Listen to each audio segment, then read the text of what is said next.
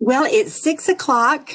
Good evening. I'm so happy that you could join us. This is a brand new experience for me. And so I'm grateful I get to work with the charter schools. You're so patient with me, and I really appreciate it.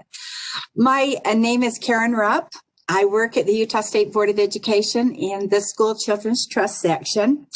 And we are excited to welcome our charter friends and hope the time we spend together will give you the information you need for your councils to be successful.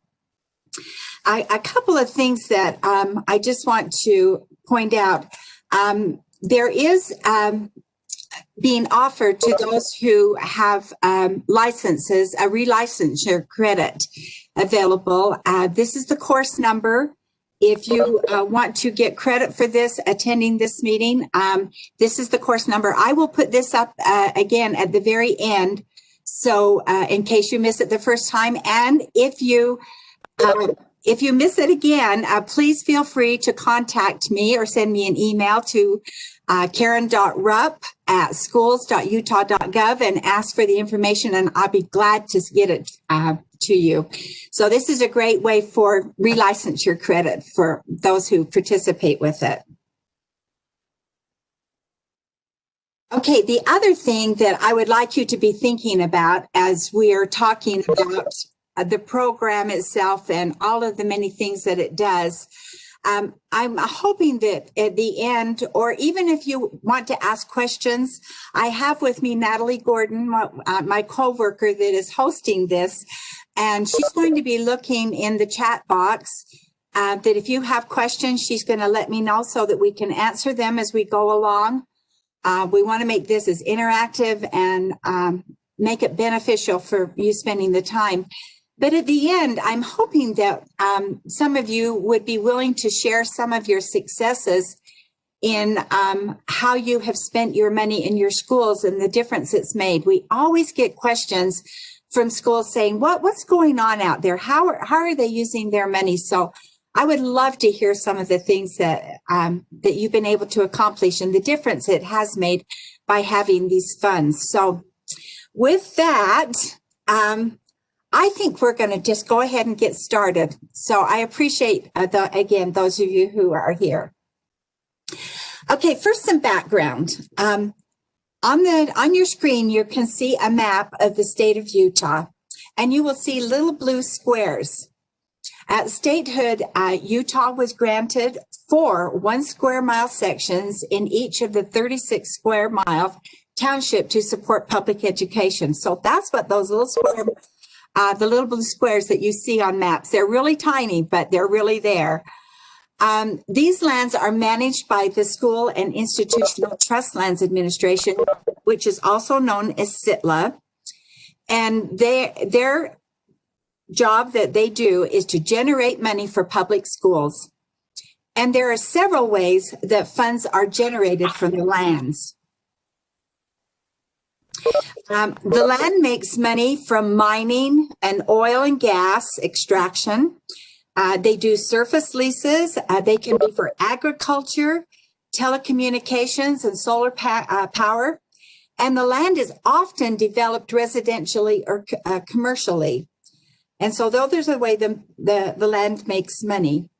Then all of the money that is made off the lands, less the expenses. And if you look on the flow chart, on the right-hand side, there are 4 groups that are funded from the trust funds. And it is the SITLA, who manages the lands. It's SITFO, who invests the money. And then the School Children's Trust, our expenses are taken from this fund also. And then the new agency, the Land Trust Protection and Advocacy Office, and they're the ones who advocate for our program. So all of those monies come from the money that's invested. And the good thing is that these funds are from trust dollars, all of the expenses, and they're not from taxes. So that's good to know. And only the earnings are distributed to the schools, which funds the School Land Trust program. So if you have any questions about that, please let me know. But these are really an important group of people that their whole job is to make money for our schools, and we appreciate what they're doing. The permanent fund is over $2.3 billion right now. I want you to know I have been doing trust lands and been involved in this for over 21 years now. And when I first started, the fund had just been robbed again by the legislature, and it was down to like $18 million. And in this amount of time, in 20 years, how much that has increased because of the changes that were made, the investments were changed, the agency was changed. And so now our fund is over $2.4 billion.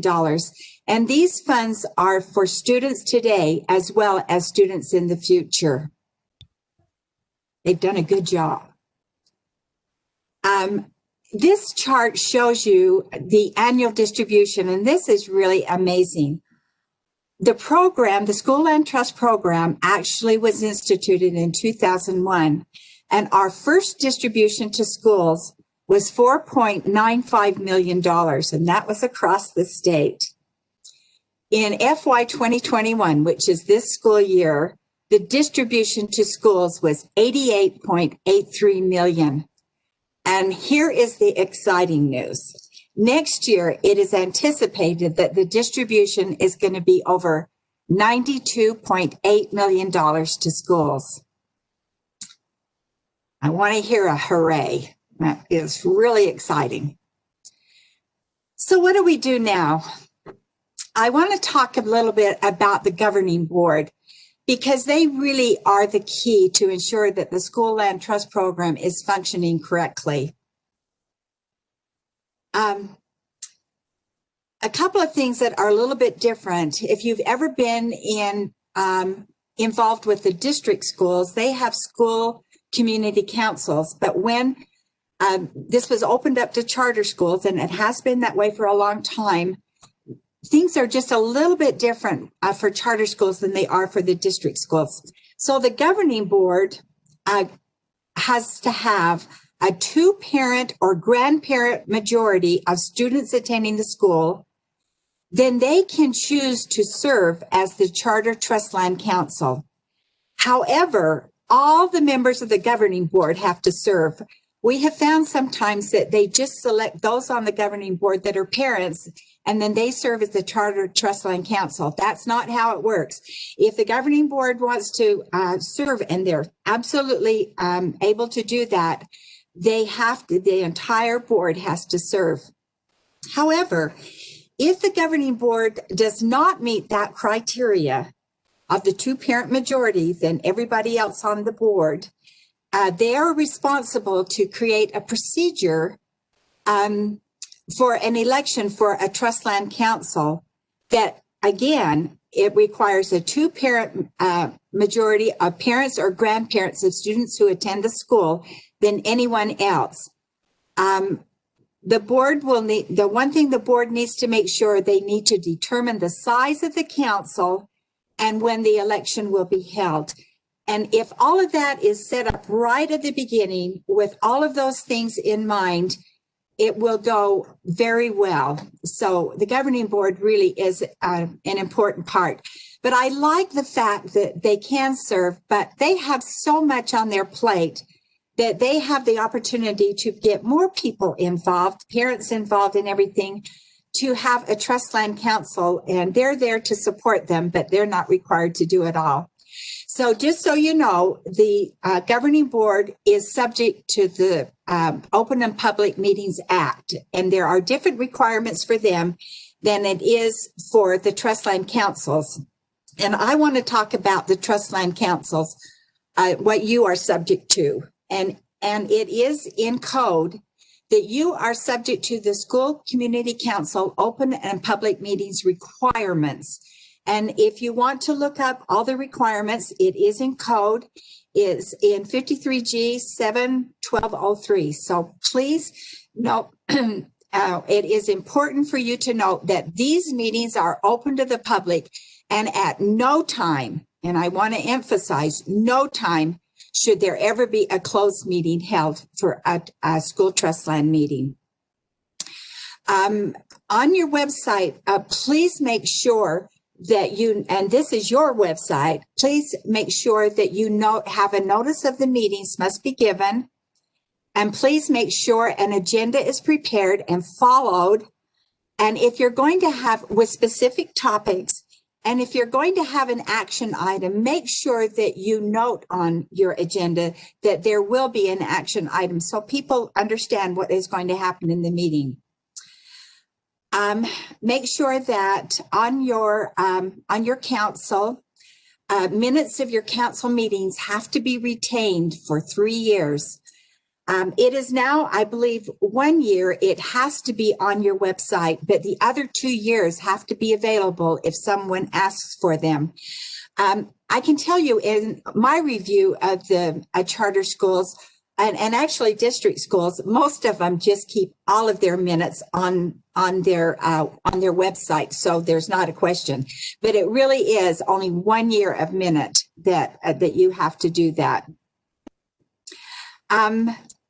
The other thing that the council needs to create at the very beginning of the year is you need to make sure you adopt your rules of order and procedure. And certainly your governing board can assist you with this, but this is really important. And this needs to be on your website also.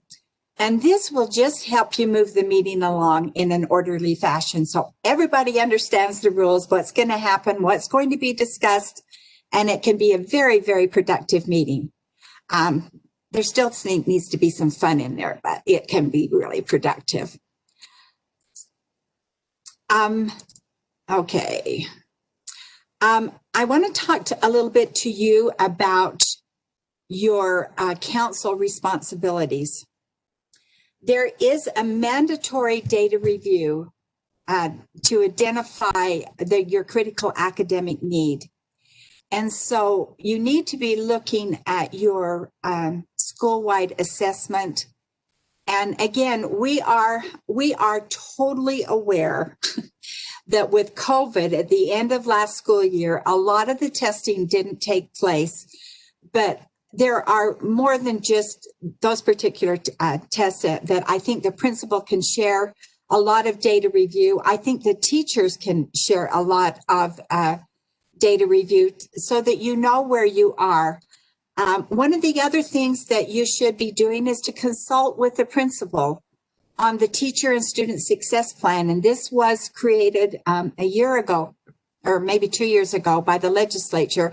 It takes the place of the school improvement plan, or what it was called before, or some of them had different names, but currently it is the teacher and student success plan. And this council should consult with the principal on this plan. One of your biggest things that you are responsible for is to prepare and implement the school land trust plan. And it's your responsibility. And councils also, I tell you, the legislature just loves this program because they just keep adding more things on for you guys to do. But these are some additional things that you should be looking at: our digital citizenship and school safety plans and the positive behavioral plan. More information on these particular plans can be found on the School Land Trust website. And we'll talk a little bit about our website in a little bit. So hopefully that will be helpful. And again, don't be afraid if I'm not making anything clear, let me know. Okay, with everything that we have done now, you are ready to write the plan.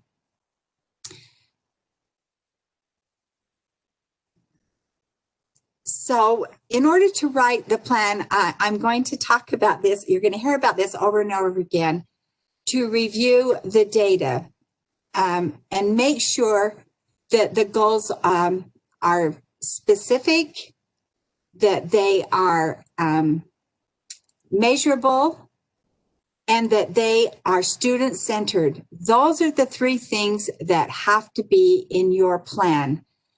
But I'm going to give a caution to you, and I really want you to be careful with this. As you are reviewing specific data, and this is really important for principals to be reminded of, that if you have like 10 students or less in a class, please make sure in your reviewing of the data that no individual student can be identified and that none of that data is shared on the website. We need to be really careful of that because in the past, people were, and it was unintentional, believe me, but people were able to identify some of the students, and that just can't happen. So please be careful with that. I wanted to share with you, I looked for a plan from one of the charter schools this year, and I wanted to show you kind of what they did in writing their plan and see if they were successful for one of their goals that they did. So this particular school chose to do as one of their goals, they wanted to see an 80% of the kindergarten through third grade students complete or exceed grade level reading mastery with an 80% accuracy in fluency comprehension assessments by the end of this school year. That's what their goal is. It's specific. It states exactly what they want to do. And I'm just going to talk about, you know, there are many goals that you can do. If you're in the high school area, if you want to increase your graduation rates, that can be certainly a goal of what you're going to do. But the measurements in this one were really massive. They wanted to really make this goal work. So I'm just going to point out what their first measurement was, that they are actually going to administer a test to after every fifth lesson to assess decoding and vocabulary development. They are also going to do individual oral reading checkouts. They're going to be administered every fifth lesson to assure fluency and accuracy through a timed or a reading passage. And then they are also going to have the students will meet or exceed the reading mastery benchmark scores for each of the assessments. Now that is, I'm telling you, those measurements are really specific. They don't need to be that detailed, but certainly by the end of the year, when they look back at whether or not that goal was successful, they have got something to measure it against. I mean, you could even put in, like if you want to increase the reading scores throughout your school by 2%, what you need to do for your measurements, you need to identify the tools that you're going to use. Like we're going to use Dibbles, or we're going to use iReady, or we're going to use whatever it is in your school that you use to determine that how you are going to make that successful. I just wanted to give you an idea of what you could do, but the measurement has to be there, and because you've got to be able to determine if you were successful. The next thing that has to be on a goal is the action plan steps, and they clearly defined what they're going to do. They're going to train a new staff in direct instruction reading methodology. They're going to analyze student assessment data and achievement group students. They are going to purchase the necessary reading textbooks and workbooks and materials. They are going to monitor the SRA mastery assessments and Acadience assessments. And then they are going to identify the students most at risk and provide additional reading skills with a paraprofessional, a reading instructor, or a specialized instruction teacher. And then they're going to track their daily individual assessment. That is how that goal is going to be done. We now know the measurement they're going to use, and this is how they're going to do it, their action plan steps. And now what we're going to look for is, does the expenditures actually are they in the action plan? And I can tell you, it is an auditing requirement that the action plan steps and the expenditures have to match. So let's look at the expenditures and see if they're actually in the action plan. So they said that they were going to spend $52,000 for 3 paraprofessionals assisting with reading mastery instructions. So I immediately went back to the action plan and said, okay, where does it say that in there? Well, on number 5, it clearly identifies that they're going to hire either a paraprofessional, a reading instructor, or a specialized instruction teacher. So I know exactly how that money is going to be spent. It is an appropriate expenditure. And then I looked again, they're going to be spending $4,800 on textbooks. So I went back up to the action plan, and sure enough, number 3 said they're going to purchase all the necessary reading mastery textbooks.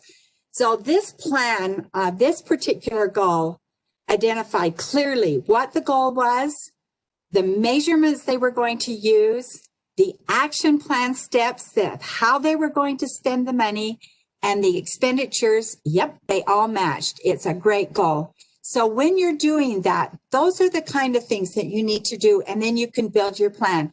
And maybe this was not a good one to do because it's really massive and it doesn't need to be this detailed. But I wanted to give you an idea of how at the end of the day, and you need to go back to your governing board and say, this is what we accomplished and this is how we did it.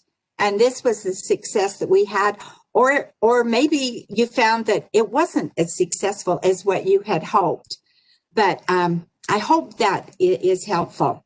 This is the best thing about any plan I have ever heard of, is that this plan can be amended. We are aware, again, because of what happened at the end of the school year. Again, not all of the testing took place, not all of the funds were spent, and your plan was actually approved last spring. So there simply could be a lot of things that when you are looking at that plan, which is one of the very first things you should be doing as your council, you need to look at it and say, okay, is this plan exactly what we need for right now? Because we want the plan to work for your students.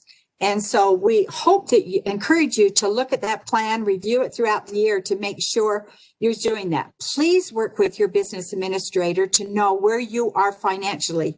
That is something that the council information needs to be given to them so they know, since it's their plan, they are responsible to make sure that this money is being spent.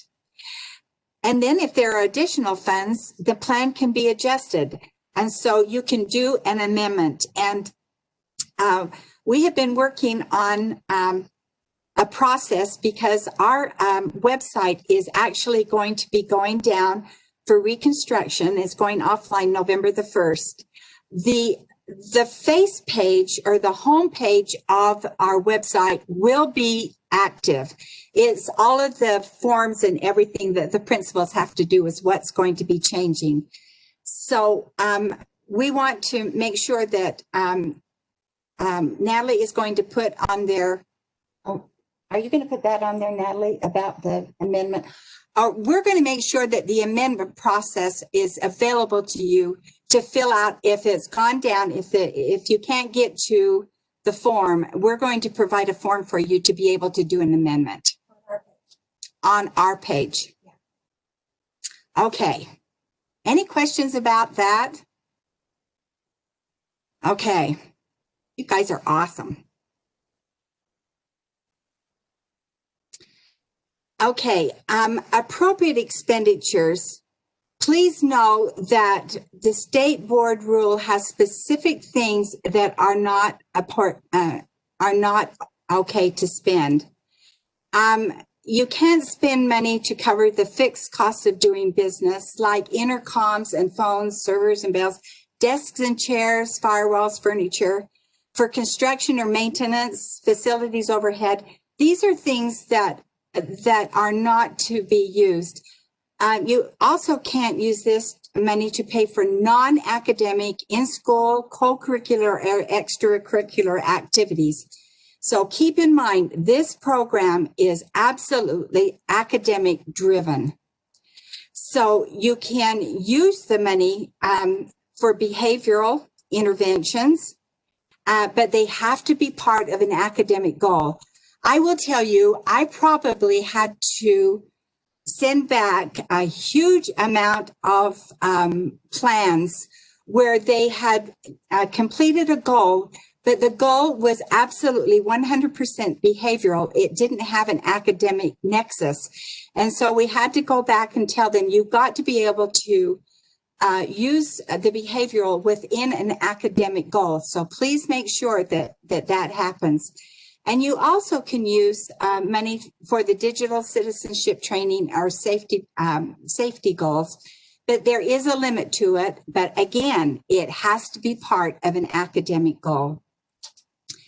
The other thing that we just want to remind you of is that rewards and incentives are limited to $2 per incentivized student per school year. I know that this is going to be this is being looked at, but currently this is what the rule says. So that could change, and we'll see if it actually does. So if you have any questions about that, please let me know. But I just have to tell you, there are so many things you can spend the funds on.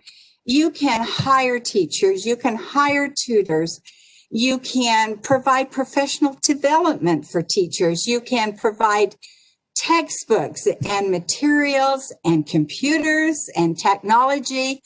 I just can't think that you can't find money that can be used for academics that your students can use. There are so many things you can. So we just hope you'll just really look at that. So I want to talk about your school websites. And the reason why I'm going to be a little bit more specific is because we've been given the assignment that we have to review for all of the school websites this year for compliance to make sure that everything is on, and this is your website. And so these are the things that need to be on your school's website. You need to make sure you have your notice of your meetings on your website 1 week prior to the meeting. Make sure you include the time, place, date, agenda, and draft minutes of the prior meeting. And the reason of this is when you consider the number of patrons of your school and the small portion of those numbers, they might just want to know, what is this program all about? And they need to be able to find that information on your website. So before the October 20th of each year, and I'm sure all of you guys have already done this, you have to provide to parents this information who do not have internet access. So I don't know if you have a newsletter or what other options you have, but that information has to be provided to the parents. Now, also on your website, you need to have the names of the members of your council, either an email address or a phone number. You have to have your council meeting schedule for the entire year. Now, it can be changed if something happens and that's not going to work, but you have to at least notice it before you make the change. And then you have to have a summary of your prior year school land trust plan. So how was your plan last year implemented? And it just needs to be a summary on your website. So make sure, so when parents go to your school's website, that information is all there. And it may even make them excited and say, hey, I want to be part of this, and they would like to be able to be part of your trust land council. And then also your rules of order and procedure that are adopted by the council have to be on your website. Okay. This is the face of our new website. So when you get off, and if you want to go to our website, it is www.school.utah.gov/school land trust. So once you go there, this is what is going to appear on the screen. If you will look down, there is a place that says program menu, and go down further, and there are a whole bunch of subjects or topics that are there that do not require a login. These are items that you can go to. I would encourage you to especially look at, click on the council. There is so much training material there for councils, and then for parents. Both of those are filled with items that have training materials that really explain the program more, that can answer so many of your questions. And I'll tell you, Natalie in our office is so good about updating materials, and she is updating them all the time. And so new things could appear there all the time. In fact, one of the things that will be on our website is a recording of this particular website or meeting that we're doing, the council meeting that we're having right now. That is not even what it is. Anyway, it's going to be on the website. Oh my goodness, holy cow. And last of all, we are here to help you, and we are always available. There are 3 of us in our department. We may be small, but we're here to help. You can always reach me at karen.rupp@schools.utah.gov. The phone number is there. You can reach Natalie Gordon. She can do it. My responsibility is to work with the charter schools, and I got the draw on that, and I have to tell you, I'm pleased that I'm able to work with you. And then our director is really a great director is Paula Plant, and she is also available to answer any questions. And so we want to make sure that is always available to you. I want to put this up one more time. So if any of you are attending this meeting for relicensure or credit, this is the course number that you need to go in and sign up for, and then we'll be able to get you that credit. So, whoops, I didn't mean to do that. Sorry about that. I'm going to leave that up. So with that, I would like to answer any questions that you might have, or if you would like to share some exciting things that are happening in your school, we would love to hear about them. And I know the other people on this this council meeting that we're sharing would love to hear that, the training that's going on. Would love to hear what you're doing. So could we take maybe 10 or 15 minutes and see if any of you would be willing to share? What? Oh, and Natalie reminded me, just unmute yourself and when you're talking. Okay, and Natalie is going to watch for anyone who would like to share.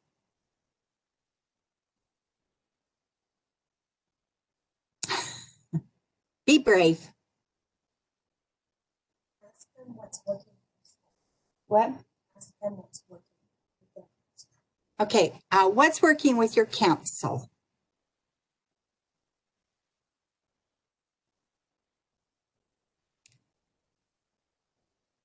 Good heavens.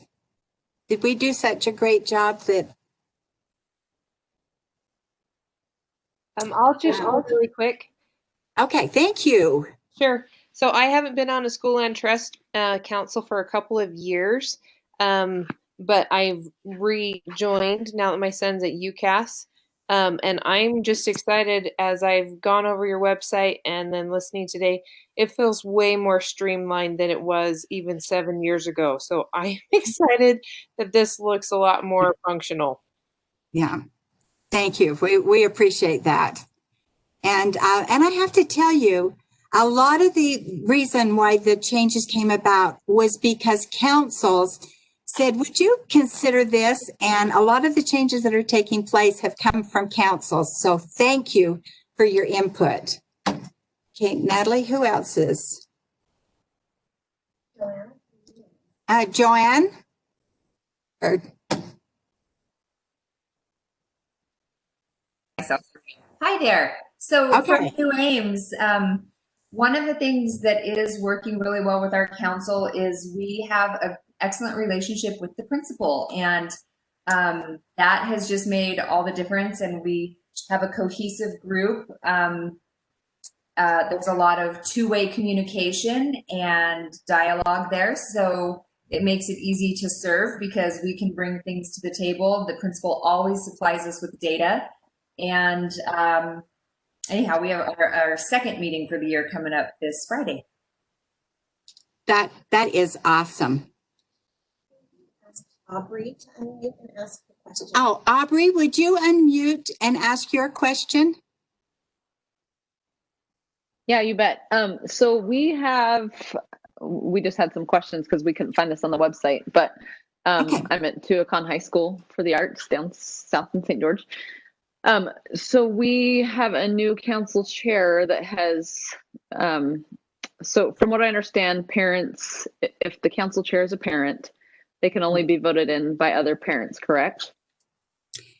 Well, if you're talking separately about the chair, the parents vote for parents of who's going to be able to serve on the Trust Land Council. But once that group meets together, they as a whole decide who is going to be chair. Okay, so the group as a whole, meaning the whole community council, is that what you mean? Yes. Okay, so I apologize. The chair does have to be a parent, but everyone has the right to vote for that person, not just the parents. Let me clarify that. Okay. I think we had a little bit of a misunderstanding there, and we weren't quite sure.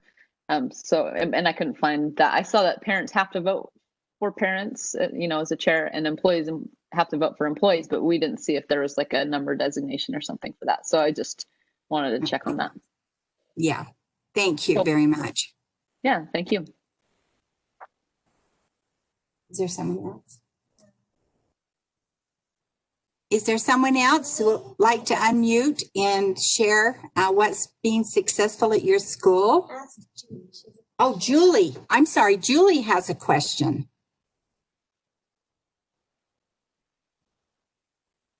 Can you unmute, Julie? Is that me? I don't know I what hope. you're talking about, but I'll go because I've asked a couple of questions. Oh, okay. All of our parents have internet access. Do you still have to have the info available in like a flyer format or hard copy format?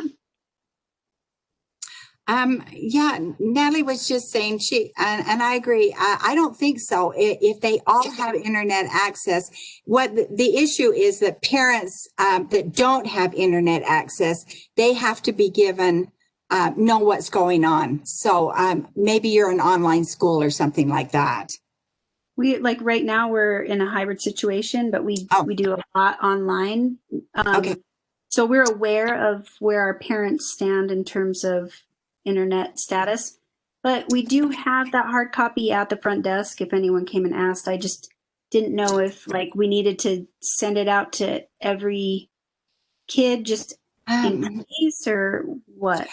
Well, I think that I will tell you what I think the intent is, that information gets to the parents however it needs to be happen. Maybe if you have a newsletter, you could put that information in the newsletter or something, just so they have access to that information. Parents that don't have the internet. Sure. And then Or can't come to school. Yeah, right. With this current pandemic. Yeah. The other question I put on here is, could you kind of share an example of what a trust land summary looks like? When we put ours together, it was just our goals from last year, but like, is there something we should be including in a summary? Well, I think you would want to say something like the goal of our trust land plan's goal was to increase reading scores and math scores, and we did this by purchasing certain number of items. You just want to give a summary of what it is that you actually accomplished with that plan. It can be a short paragraph, but they need to know what is it that you wanted to accomplish, and again, a little bit how you accomplished it, and then the amount of money that you used. Okay. That had available. Is that helpful? Yeah, that's great. We Okay. have had our Trustland plan on our website just in entirety, and then which is, I think, fine. But if we do a summary, should we just take the Trustland plan off our website and just include the summary? I think that would be up to you how you want to do that. I can tell you that it's the summary that is required. How about if I say that? Thank you. That's great. I'm just going to say, it's really great for us in the state to tell you what we think, but really and truly, we don't know what your parents need. We don't know the makeup of your parents, and we just want them to know what's going on and to have an opportunity to participate. Awesome. Okay. Jen, I don't know Jen's last name, but she had a goal she wanted to talk about. Oh. That's working well in her school. Great. Natalie just told me that Jen has a goal that she would like to be able to share and talk about. So Jen, would you mind unmuting and sharing with us?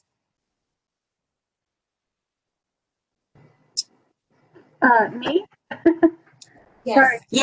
Yes. Hi, I'm down here at the Moab Charter School, and I wanted to let you know, to answer your first question, we are using some of this year's funds we hired an aide for our school counselor so that they can help our students through this really anxious time, because we realized that there was a lot of trauma in the last spring. It was traumatic for them to have their lives completely turned upside down, their routine, the core of their social daily interactions. And we already had a school counselor, but we were able, thanks to our school land trust funds, some of them, to hire an aide for her and to raise her salary a little bit. And together, they are really just such a wonderful resource and soft place to land for our students who, even the ones who seem fine are some days not fine, and that's okay. And just as we're all doing. But I also wanted to ask the question, can school land trust funds be used for ELL? English language, yes. Yes, they can. So like curriculum and staffing and all of that. Yes, absolutely they can. And I wanted to give you a caution. I love the idea of what's happening with counselors and things like that. But always remember, if you're going to use that money that turns in kind of more of in a behavioral area of what we're talking about, that has got to be part of an academic goal. And we know that if the students feel safe, that they'll stay more on track, or they're comfortable, that they'll stay on track in the classroom and so that they can still learn. We understand that, but again, you cannot have a behavioral goal that is just, we're going to hire a counselor. It's got to be attached to an academic goal. Does that make sense? Yes, ma'am.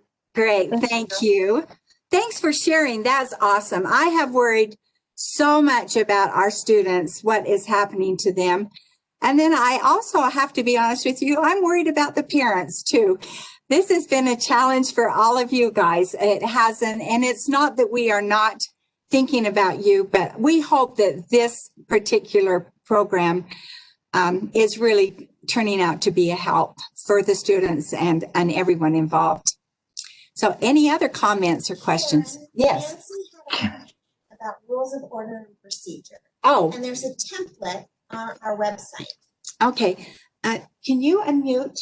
And You have to mute before I can unmute. okay, I'm going to mute myself. And there was a question asked from Nancy, and Natalie is going to answer it. Okay. Okay, sorry about that. Karen and I are in the same room, and so if we're both unmuted at the same time, it's a gigantic mess. But we are more than 6 feet apart. Okay, so we have our website, which is schools.utah.gov/school land trust. And there is the gray menu on the side. Karen, can you go back to your slide?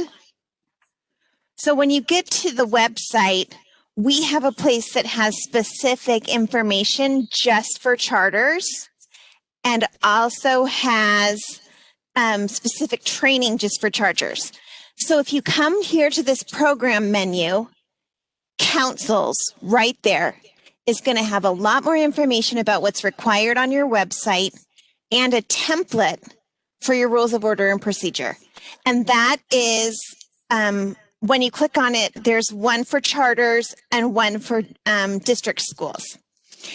And then if you scroll down a little bit more, which we can't because this is a screenshot, there is a box that says training. And that's the place where you can find trainings like this that were recorded previously. You'll be able to find this one in a couple of days and other trainings that have been put together just for charter schools. Okay, I'm going back to mute.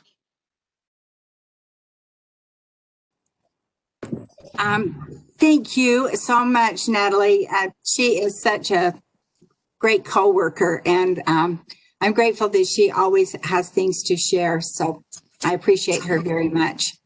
Karen, this is Jesse. I have a question. Yes. Hey, how you doing? Good. How are you, Jesse?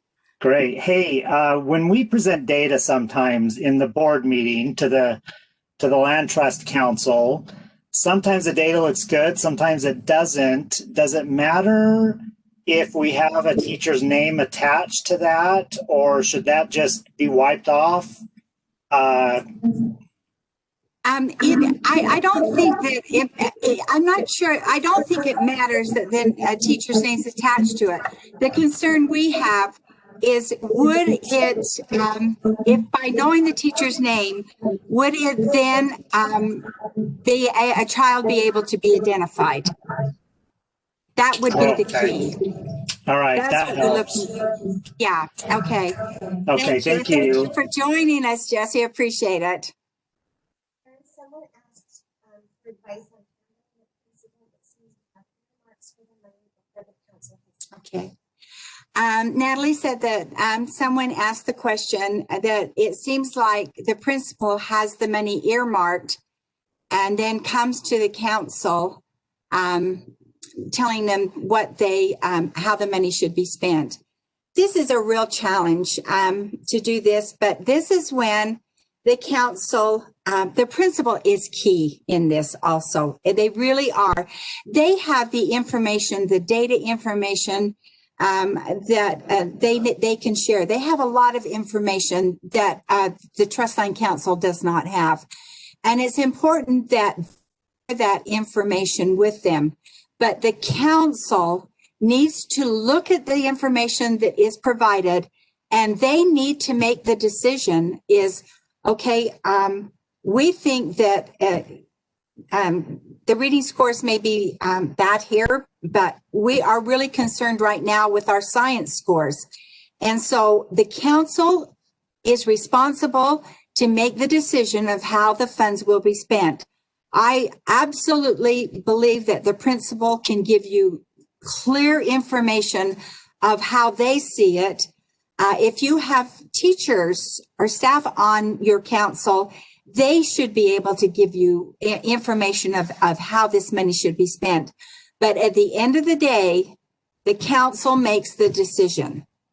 Now, here's the kicker, is that when you do your plan, that plan still has to go to the governing board because you are a recommending body, but the governing board makes the ultimate decision of how this plan is going to move forward. And most of the time, I haven't seen that many plans rejected by a governing board, but they may have some insight into some things that they think need to be addressed within the school too. So council, just come prepared to have a strong discussion, listen to the principal, listen to the teachers, but listen to your council as a whole. That's who makes the decision of how the plan is prepared. And I could share something for from New Ames North, how we've tried to strengthen that component. Last year at this training, there was discussion in one of the breakouts about, you know, not having it be like a wish list, like teachers bring their wish list to the community council. Right. And yeah. So one adjustment that we've been working on is just putting out what the goals are, and then as there are ideas about how the money can be spent from the principal or the teachers, like what goal does it tie to and how does it support that goal? And just that little tweak of putting that out there first, I think eliminates a lot of the awkward, like, well, okay, does that fit with the plan? You know, so by putting the goals out and have them bring the request with how it ties in is an adjustment that I think can help. Excellent suggestion. Thank you very much, Joanna. That was excellent. Anyone else that would like? Amanda wants to talk about something that's working. Oh, who does? Amanda. Amanda said that she would like to be able to share what's working at her school. So Amanda, if you will join with us, that would be great. Yeah. Hi. I actually, this whole time I was thinking about a couple things. One, how, flexible. I like that this grant is flexible because we had to adjust our goal, and Karen, actually you helped me with that quite a bit. It was my first time applying for it. So I like the flexibility in that we were able to adjust our goal and amend our goal to fit our needs at this time, because the one that we had set earlier in the year didn't make sense to us. COVID and the needs of our students. So the flexibility of it and being able to make that amendment has really helped us focus our goals to the needs of our student body right now. Great. And the other thing, I put it in the chat, but I like how, you know, there's a lot of support when you're creating these goals and tons of feedback. Like I said, I've worked a lot with Karen on this, but you know, there aren't very many grants that I've been a part of and I've seen our school put together where there's as much feedback as there is with this one to help it be clear and acceptable. And so I just really feel like we've been supported in our efforts in creating a plan that's best for us, that is going to be accepted by, you know, the state board. So it's like, you don't let us fail. And so I've just appreciated that because of our students. Okay. Amanda, thank you. I cannot express to you how important it is that when this program was first created, the intent of the legislature, and boy, it was the intent, that first of all, they wanted parent majority. That was number one on the list. but they wanted it to be that every school needed to look at what their individual needs were. So it doesn't matter what Karen Rupp thinks your school needs. That is just so not in the realm of possibility. It is what your decision is going to be made for what you need in your school. And that's the beauty of this plan. And I think it has been put together. And, you know, when you think $90 million is on the table, now you know why we look so carefully at the plans to make sure they meet all the criteria, because we never want this money to be in jeopardy. This program is only in by statute. The legislature could take the money and just put it into public education, and it would be gone. The program would be gone. So we are grateful, just absolutely grateful for the work that you put into protecting the program, providing things for the students at your school, and that your needs are being fulfilled with that. Aubrey Johnson wants to share. Oh, Working at her school. Okay, Aubrey Johnson would like to be able to share. Thank you, Aubrey. Go ahead. Yeah, you're welcome. Can you hear me okay? Yes, I can. Okay, great. So I just want to share a little success story that we've had at our school with some of the funds that we used through our Trust Lands and Community Council. We implemented and we got so lucky because once COVID hit, man, we barely got by the skin of our teeth, but we implemented a school-wide ACT prep curriculum in the spring leading up to the ACT, and the results were pretty astounding for us. We had our official results brought us from just average, just at state average, to above state and national averages when we got our official results back in late March. So that was really exciting. That's another thing that I know a lot of the secondary schools are using the money for ACT, and totally appropriate. And so I just am excited to hear about the things. It has been probably one of the funnest hours I've had in a long time. Natalie is going to put in the chat an evaluation form. If you would please fill it out. And does it have on there where to send it? It's just a link. It's a link. It's a link to fill out the form. If you'll complete that, then it will give us, I have really thick skin. So if there are things there that I didn't cover, don't be afraid to say the pluses and the minuses. I can just tell you, this has been a 100% plus for me. I have thoroughly enjoyed it. I have lost sleep over it. I've been scared to death to do it. And I have to tell you, at the end of this day, you have made my day. So thank you for joining us. We hope that it has been beneficial, and hopefully someday I'm going to actually be able to come and visit your schools. That would be that's my dream. So anyway, thanks again, and let us know if there is anything we can do. And I appreciate you being here.